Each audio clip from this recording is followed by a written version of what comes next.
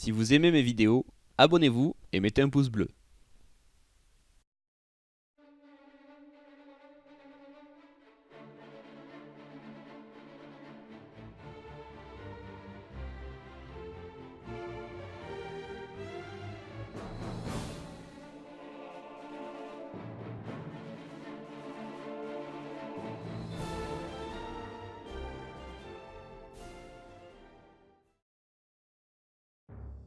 Bonjour à tous et bienvenue pour ce complément d'information et cette mise à jour du point pratique numéro 9.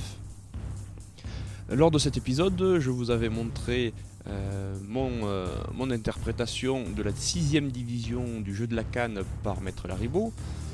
Et après discussion avec des internautes, ils avaient soulevé la remarque que dans la première phase de la division, j'avançais plutôt mon pied gauche plutôt que mon pied droit.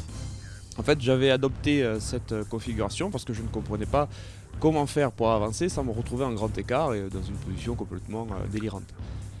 J'ai donc réfléchi, j'ai donc repris le texte et je vais donc vous proposer une nouvelle version de cette 6ème division.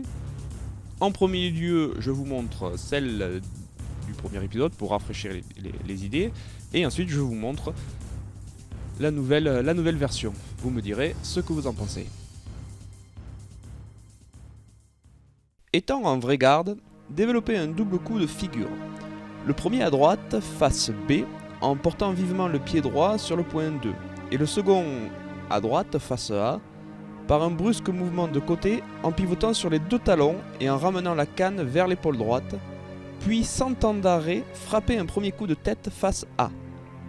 Faire ensuite un nouveau et prompt mouvement de pivot, avancer le pied droit sur le point 3, allonger un coup de tête tombant en vraie garde.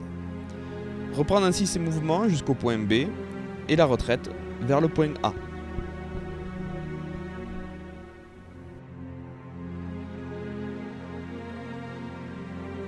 Maintenant que vous avez pu voir, attardons-nous maintenant sur le détail, c'est-à-dire le fameux mouvement du pied droit au lieu du pied gauche.